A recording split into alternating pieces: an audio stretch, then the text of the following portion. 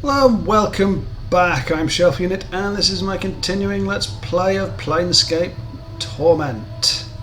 So, last time we awoke to find ourselves in a room with a bunch of other corpses and a floating skull called Mort, who's now our companion. Here he is, looking very, very fun and strange. And we just explored a bit, found an old guy here who's recording the bodies of the dead. He apparently knows us a bit. More empty rooms, and then we found some tiefling here who was basically dissecting up another corpse, and she wants us to go and get some embalming fluid and a needle and thread. We have the embalming fluid, but we do not have a needle and thread. And we also have 13 copper pieces or whatever they are. So we are going to go up here. All right. We're going to hunt down a needle and thread. Unfortunately, we do not have a needle and thread in here. It's annoying. So let's come down here and try and find a needle and thread in here. Oh, junk.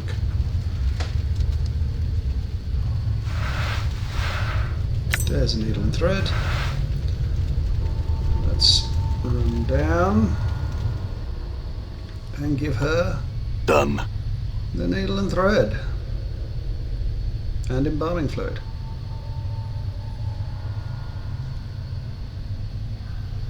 Let's see what she gives us in return.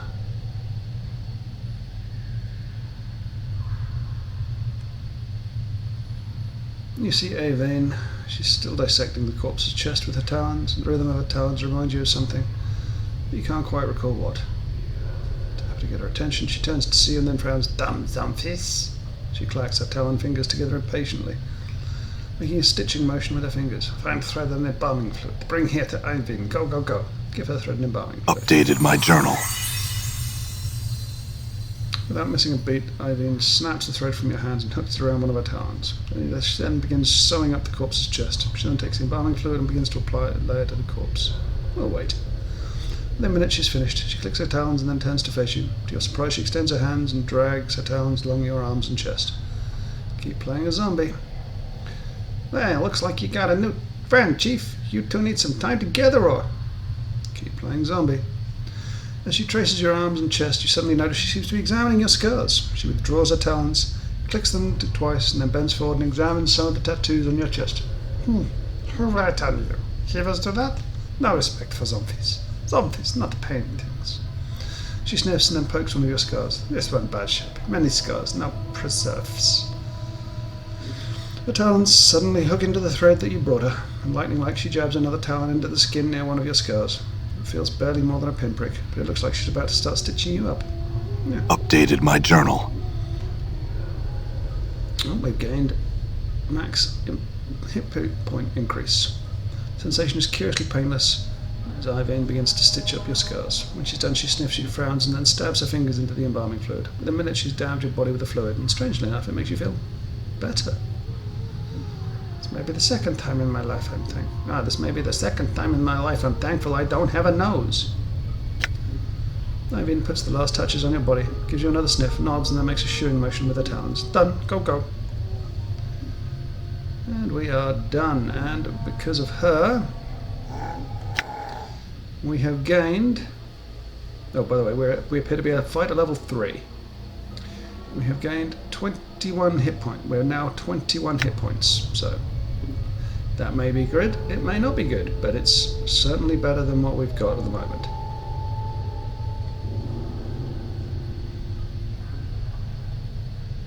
So I'm going to go back up here.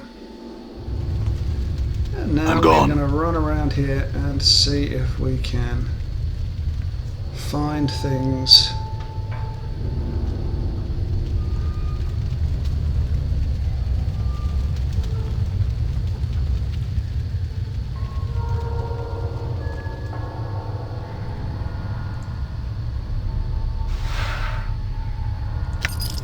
We have a sanctum key.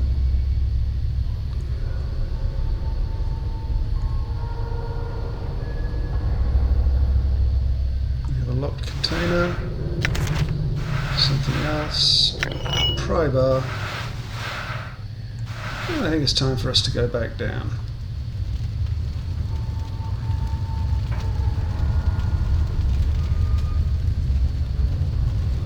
See what we've collected in the safety of down here.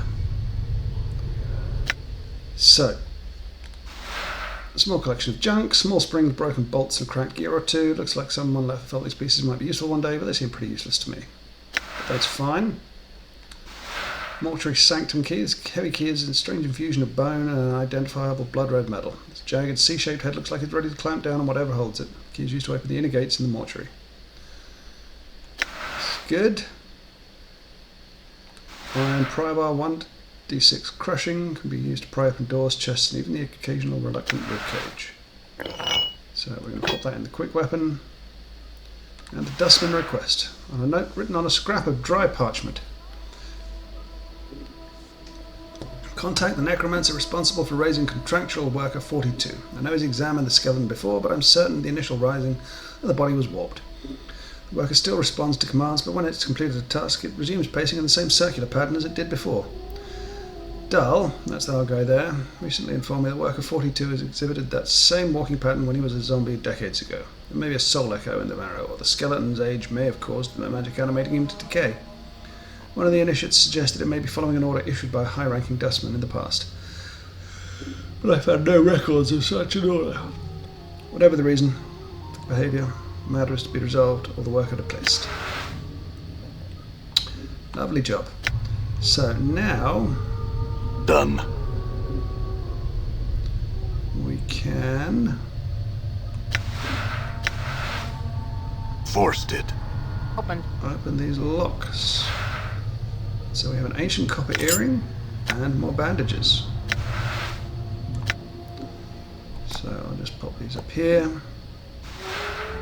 Copper earring looks ancient. Oddly enough, there doesn't seem to be a hook or any means of actually attaching it to your ear. A series of strange grooves have been carved on the inside of the earring, however, which might merit closer examination.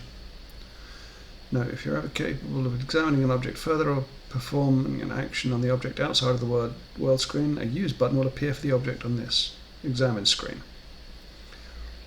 This button allows you to manipulate it through a dialog screen, and if you wish to examine the grooves on the earring further, select the use button below. This copper earring looks extremely old. It looks like it was meant to be worn, but there doesn't seem to be a hook or any means of actually attaching it to your ear. There is a series of strange grooves. Examine the grooves. Grooves are evenly spaced along the inside of the earring. Upon closer examination, they remind you of small fangs. They are definitely man-made, but you can't figure out what they were intended for. So, this looks like something out of Labyrinth, where it's actually a door knocker, and the small fangs maybe could be put in someone's mouth and something, but since it's an earring, who knows.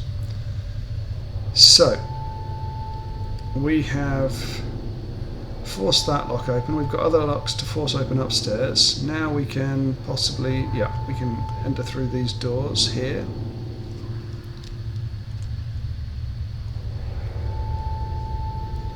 Nothing in here.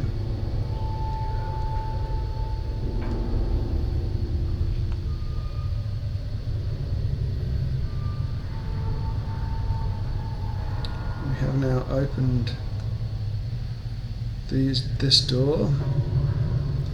Any other doors for us to open?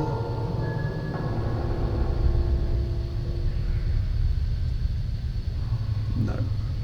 Other than this one here. Okay. So now we can choose to go down, which I think I'm going to do.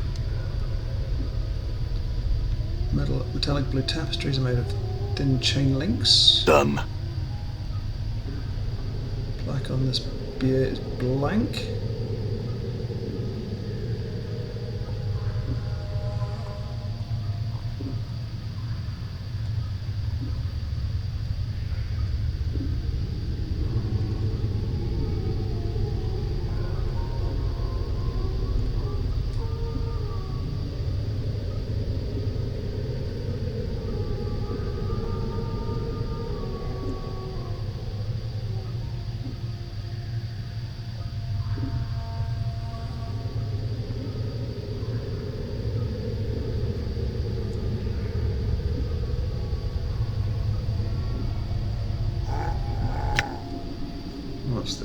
Central Chamber, stairs up to the second level, Southeast Memorial Hall.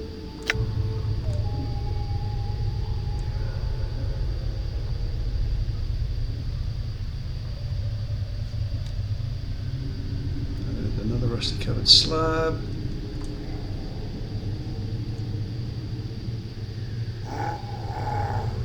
More people. Okay, let's head back upstairs. And I think we are going to go down over this side now. Whoops, this side here. I'm gone.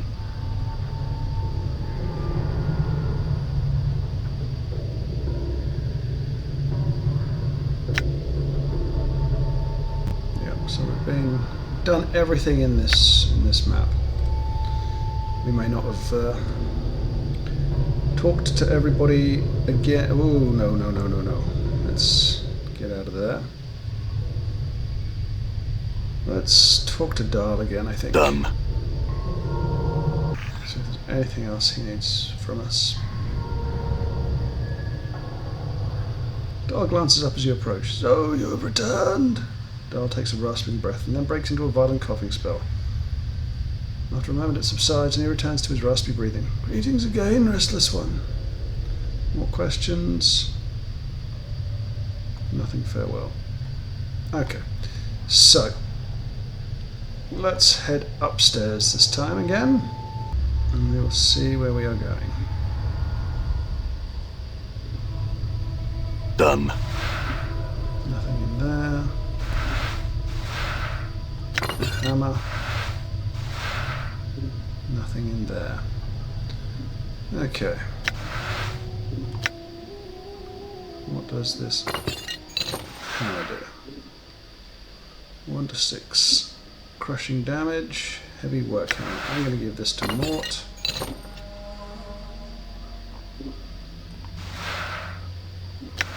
And I'm going to give myself the embalming fluid up here. Okay. Let's open both these doors. To make any escape we need easier. Zombie worker, skeleton worker. Some more junk. What have I got here? Military task lists.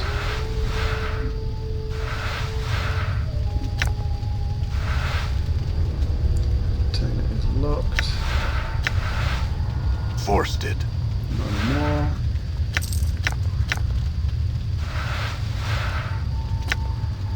Okay. So, what do we pick up here? We picked up a mortuary task list. Someone's penned a series of tasks in red ink on this scrap of parchment. I would like the contracted workers to be inspected thrice daily at the end of each work shift when new initiates come on duty. We have experienced too many contracted collapses while engaged in heavy labour as of late.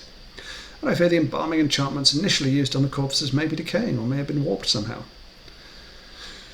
If the contracted workers could be inspected every 8 hours and raised if they've collapsed, then this would prevent the backlog of shells in the preparation rooms and free up more contracted workers for other duties. I do not wish collapsed bodies to be disposed of when possible. The original contracted shells are to be raised and be made to resume their duties. I've included spare embalming charms within the shelves for initiates on duty. They are to be used only when the shells cannot be repaired.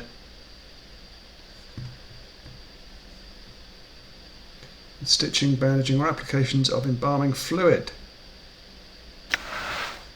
We also have embalming charms lessers. Works only on me and Mort.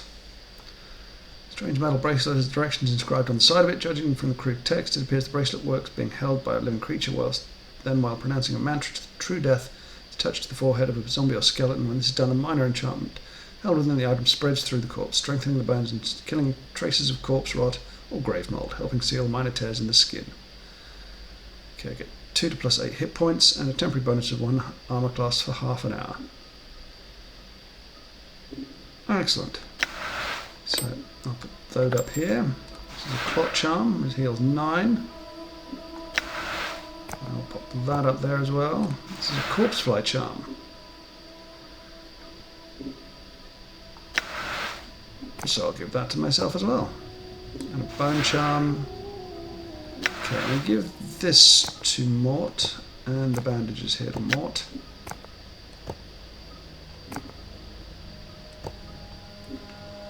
Just to give him some things, because otherwise he hasn't had much.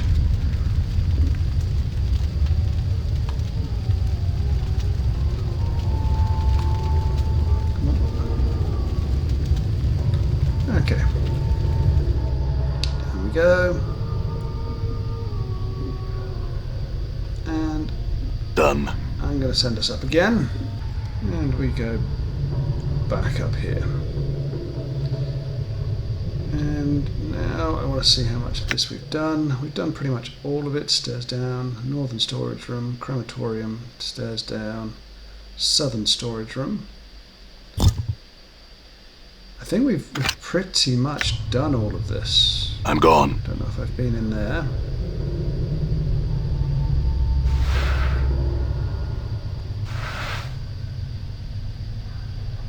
I feel like I've been in here. Container is locked. Apparently we haven't been here. Forced it. More coins.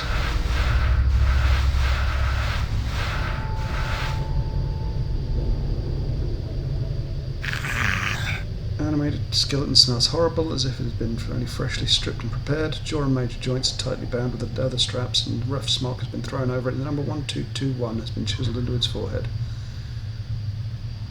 I have to ask, why examine it carefully? Someone's taken care to bind the bones of this skeleton with leather straps woven around the body with such a pattern. They resemble muscles and tendons. The straps are secured to metal bolts punched into the skeleton's joints. The skeleton looks like it's in a great deal of service. Many of its bones are chipped and its numerous fractures are bound with sealant and foul-smelling glues.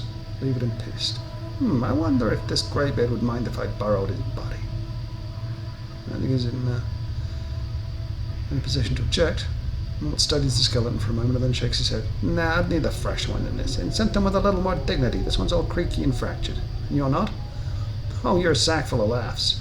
Mort glares at you. Besides, you're one to talk, Burke. Mirrors beg for mercy when you're around. No, yeah, at least I have all my parts. Mort snores. You're not quite sure how he managed it without lungs. Let me tell you, Mort, there's nothing more satisfying than walking around, swinging your legs, breathing the crisp air through the lungs. It's great to have a body.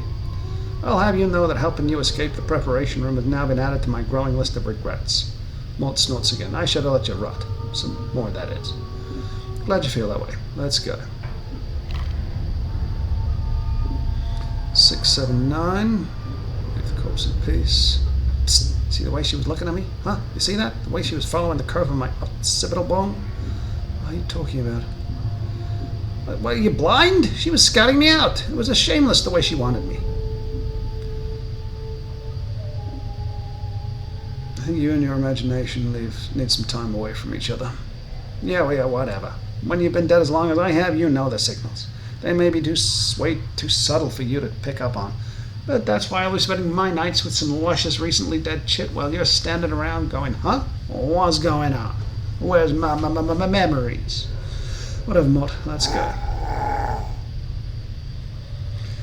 Corpse's meaty head was clearly severed at some point and hastily sewn back on. Several different sets of stitching, all in various states of unravelling, seem to indicate that the head is constantly being knocked back off and reattached through the course of its work. Number 79 has been cut into its temple, circumscribed by a fanged circle that appears to have been branded on its forehead. Examine the circle. Looks like it was branded on the corpse's forehead long ago, presumably before it died. It might be a religious icon of some sort or a rite of passage. You notice that one of the recesses between the inner fangs there's a small triangle on it, with some special significance. I wonder if the space between the fangs matched the grooves of this copper earring. Updated my journal. Corpse makes no reply. Looks like it's far too gone to answer any of your questions. There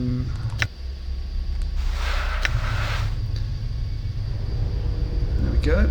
This copper earring, blah blah blah. Insert your fingernail into the notch that matches where the triangle was pointing in the fanged circle you saw on zombie's 79's forehead. Gain some experience. You hook your fingernail into the third groove from the top and press it inwards. When you do, there's a click and the top of the earring snaps open. Not only can you wear the earring now, it looks as if there's a secret compartment inside the earring. Shake it and see if anything comes out. Shake, but nothing comes out. Whatever's hidden in the earring is gone now. Discovering the latch to the earring will now allow you to wear it. In addition, a secret compartment can make the earring more valuable to a merchant. So, let's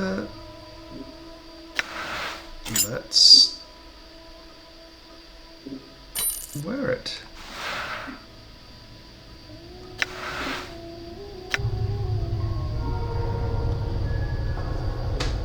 And quick save. Interesting. Not noticed any of this stuff before. Okay.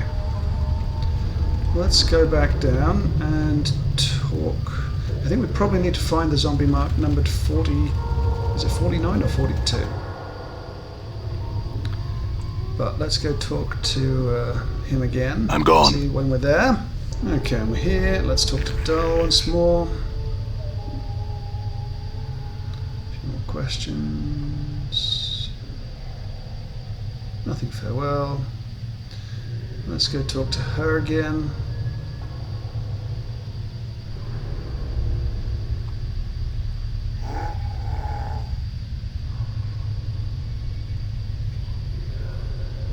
Watch her study the motions of her hands. Updated my journal. As you study the motion of Irene's hands, you feel a prickling along your scalp, and then suddenly you find your vision swimming, blurring, until you're standing in front of a freshly slain corpse, rigor mortis making a mockery of the smile. Number 42 has been stitched into its scalp. The zombie's lying on a slab, and you've just finished stitching up its chest. You've placed something inside, something that may prove useful if you come this way again. Echo, keep these things safe and wait for my return. Memory of your voice is an echo, strange and hollow to your ears. You cross your arms in front of your chest, and to your surprise, the corpse does too. After a moment, its hands fall back to its sides, and as it does, the vision fades, until you're watching Ivan's hands make their stitching motions once more. Gain to memory. Okay. No, wrong one. We need statistics screen. We are still level 3. Where's Mort? Mort is a level 2. So. Okay, we need to find number 42. Number 257. The eyes of this corpse are set close together, and the eyeballs themselves are slightly askew. One face is to the left and the other to the right. You can barely make out the number 257 traced into its bruised forehead. It looks like the corpse has taken several blows to the head, making the number difficult to read. You get dizzy with your eyeballs facing like that? There's no flicker of understanding. So that's one of them. This heavily stitched corpse is shuffling lazily back and forth between the two slabs. Number 506 has been stitched on its forehead and the side of its neck and right arm. In fact, the skin of its peeling corpse has been sewn up with so many stitches its skin looks like a bizarre street map. Examine the stitches. Stitches encircle the corpse, running from its arms, across its chest, up its neck, and into the damp mass of white hair. As you follow the crossroads of stitches, you notice someone has jammed a needle into the corpse's forehead. The needle is attached to a thread stitching up the side of the skull. You could probably unravel it if you had something to cut the thread. Maybe there's something around here I could use to cut the thread. I'll be back.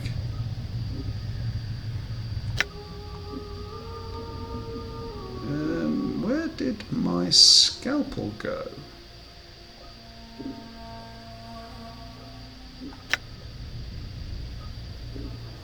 Where did my scalpel go?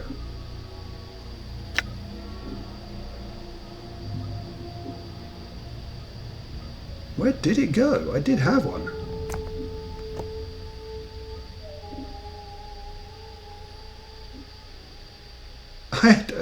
I don't know where it's gone. Huh.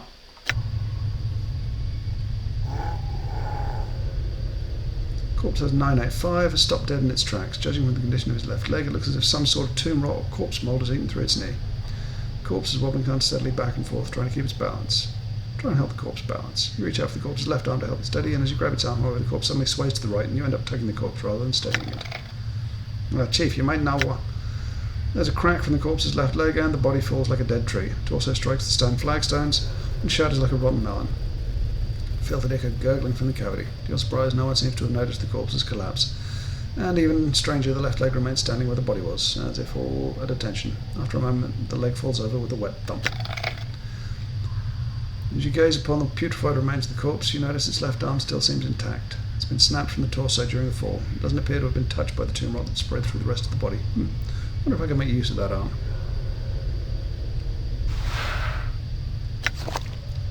Okay. Oh goody, I've got a club. Its arm's clearly snapped off when it accidentally toppled. As much as the corpse's knee was rotted clean through, it looks like the combination of thick applications of embalming fluid and rigor mortis have made this arm almost as hard as wood. If you need to, you could either use it to shake somebody's hand from a distance, or use it to bash their skull in. Oh, good God.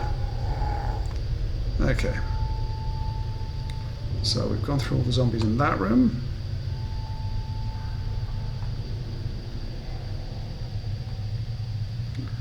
Shambling corpse gazes at you with vacant eyes. Number 821 is carved into its forehead, his lips have been stitched closed. The faint smell of formaldehyde emanates from the body. Anything interesting going on? Addresses the zombie, blinks in surprise. What? Why are you disguised as a corpse? Updated my journal. The zombie is trying to respond behind the stitched lips. He has a particular half-frightened, half-angry expression. Who are you? What do you want? Looking for a way out of here. Can you help me? The zombie doesn't seem to have heard you. He looks you up and down for a few moments. What do you do here? His eyes narrow suspiciously. You spy on Dusty's? No, I'm trying to escape. I'm not spy. I got sealed in here by accident. Can you help me out? He's silent for a moment, nods slightly as if in understanding. Why should I help you? Then we could help each other. What do you want in return? I need you to get a key for me. One iron key to Embalmer's room. All right, where is this key? A dusty chit has it. He points his eyes. She has yellow eyes. He then makes a motion with his hands that reminds you of a pair of cutting shears. Blades on fingers. Dustman woman. Yellow eyes. Blades on fingers? I already met her in the embalming room. Hold on, I'll be back with the key shortly. Updated my journal. Somebody squints at you. If you're caught, don't say nothing about me or you'll get you in your sleep. Get your damn key, but you'd best watch your threats, you hear me? Interesting. Anybody in here? Did I even go for this one? I did, but I'm still shocked that I lost the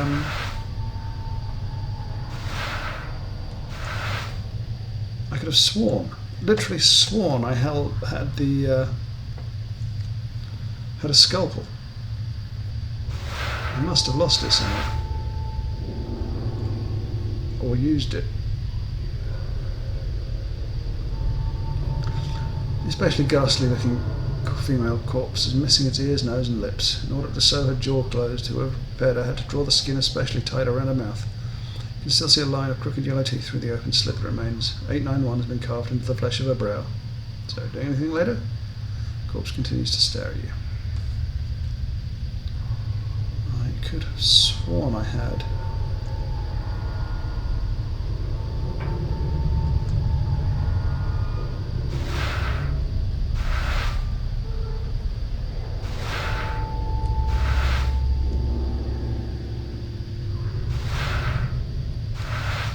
I could have sworn.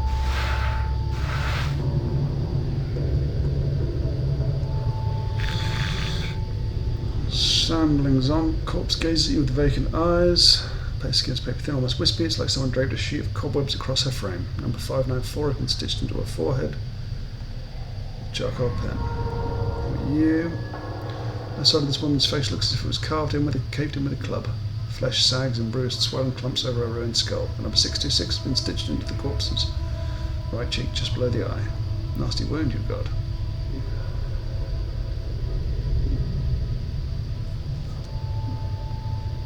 Finally, this room.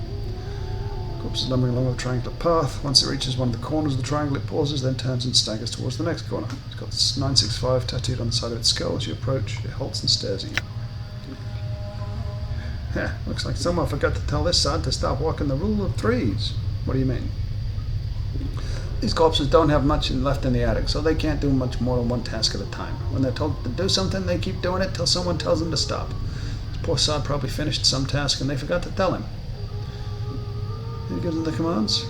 Either one of the caretakers here, or whoever else, whatever necromancer raised them out of the dead book. Probably one of the caretakers here. They're the ones who need the cheap labor after all. I see what What was it you said before about the rule of Updated three? my journal. Yeah, well, the rule of threes is one of those laws about planes. It's about things tending to happen in threes, or everything's composed of 3 parts. Well, there's always 3 choices, or so on and so forth. You don't sound like you hold much faith in it.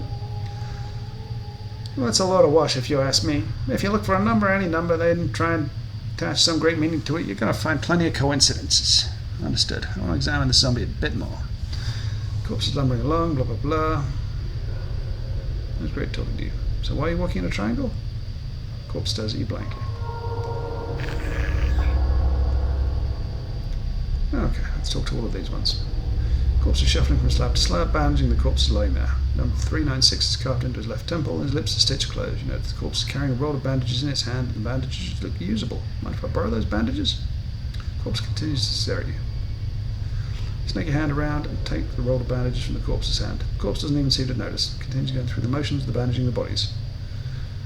Bum, bum, bum. Sorry about taking the bandages from you, I just need them more than the bodies there. The corpse continues to stare at you. And we'll now go to this one. Number 1201 has been inked onto the forehead of this corpse, and as the ink has run down to its eyes and cheeks and jaw. As you follow the ink tears down the corpse's face, you notice it's run into the stitching sealing the corpse's lips, and is caught on what looks like the corner of a note stuck in the corpse's mouth. Try and pull the note out.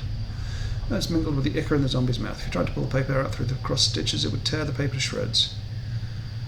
Hacking up the corpse to get at it looks like it will destroy the note. You need to find a delicate way to remove the stitches before removing the note.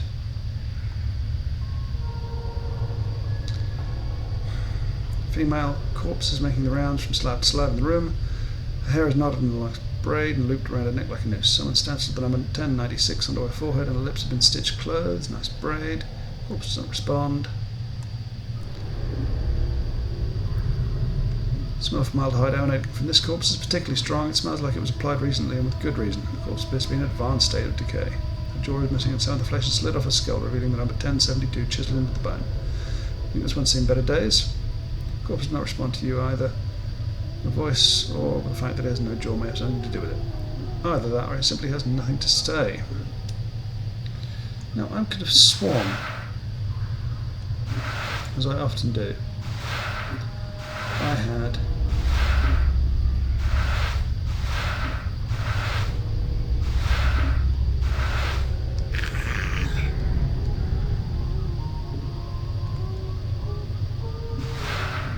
a scalpel.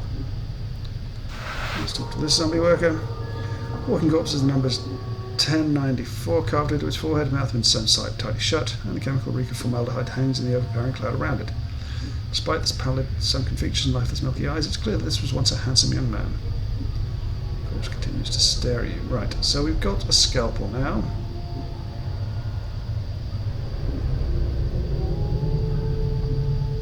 Use the scalpel to cut through the stitches. You deftly slice through the stitches, sealing the corpse's mouth, and the jaw sags open. You carefully pull the note from the corpse's mouth. Despite the condition of the paper, the writing on it still appears to be legible. Sorry about slicing those stitches, I just had to see what was in your mouth. Okay. Oop. There we go. Okay, let's pop those up there. And a note from corpse 1201. It's a foul-smelling note retrieved from the mouth of one of the mortuary zombies. It looks like it was sewn into the corpse's mouth by accident. Despite its condition, the writing is legible. Please, to whatever dustman reads this, I beg of you. I know of my legal obligation under the terms of the dead contract, but I'm prepared to offer more than my signing fee if you'll cremate my body rather than raising it. I've arranged for this note to be left with my body upon my death. If you're reading this, please use this note as instructed and accept the result in exchange for my contracted duty. Let my contract number serve as the key. Looks like the corpse was too late to prevent the raising, but you notice that beneath the writing is a diagram. It looks like the directions for folding the parchment into a strange pattern.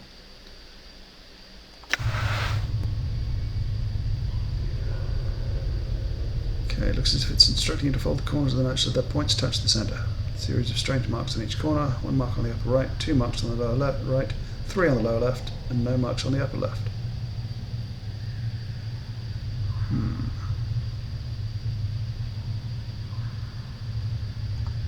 Okay, I'm going to quick save this one before I go into it. So no marks on the upper left.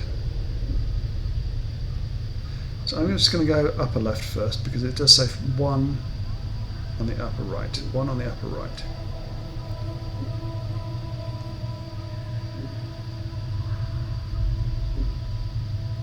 Two on the lower right. 3 on the lower left. And upper left. Okay, so upper left, upper right, lower right, lower left. Okay.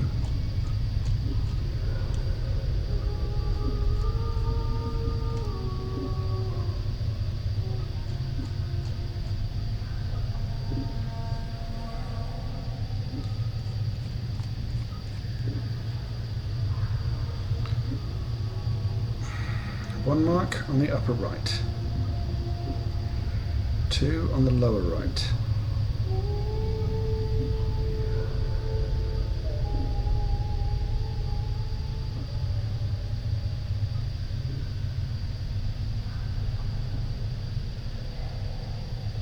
Let's go reverse then. So lower left.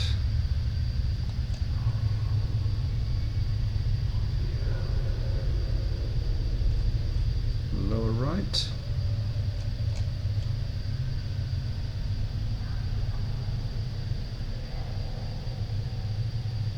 Upper right, upper left.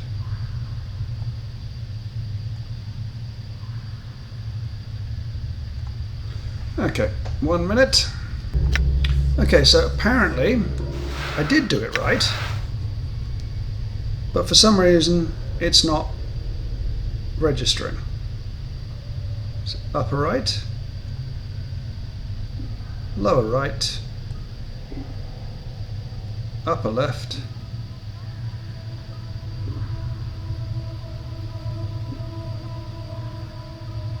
lower left. Examine the note again. Foul smelling note is a strange.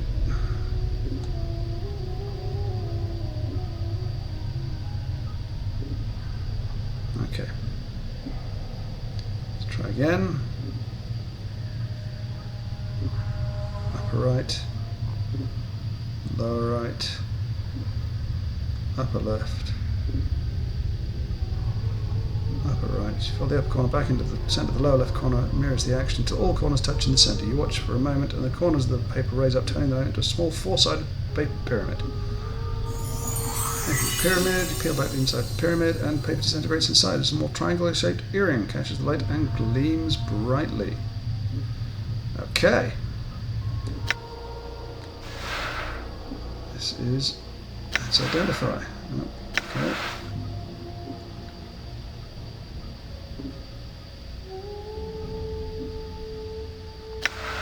What is my law?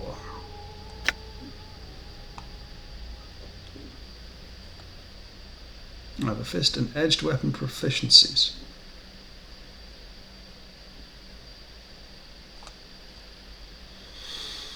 Does it say what my law is? My law is 20. What is Mort's law? Mort's law is 2. If 20 can't do something.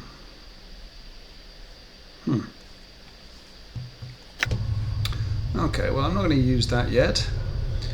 Now if I recall there was another zombie around here that required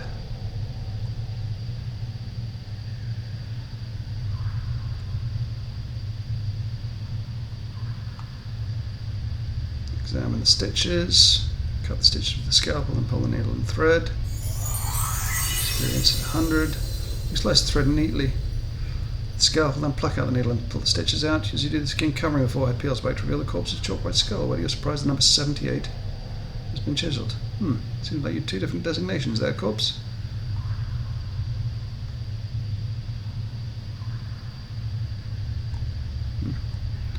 Okay. So So we also have a needle and thread, which I'm going to give to Mort.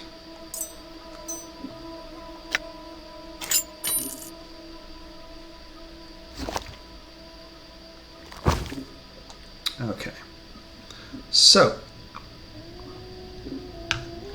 we have done a solid amount of work now. So I'm going to say thank you ever so much for watching. If you've enjoyed, please subscribe. If not, do not worry about it. Thank you again, and I will see you next time when we will continue our quest to try and escape this this area. See you next time. Goodbye.